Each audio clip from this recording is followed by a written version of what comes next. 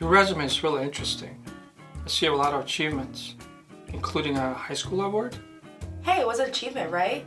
And why are there no dates on your education section? I don't really like to focus on the past, for always in motion the future is.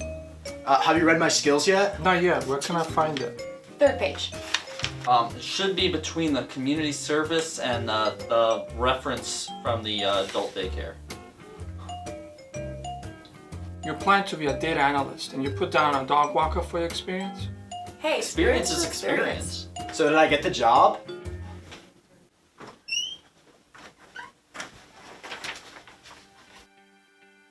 This is very good. It's professional, not too long, and has a heading. And best of all, your experience and objectives are relevant to the job you're applying for. Thank you. Now let's talk business.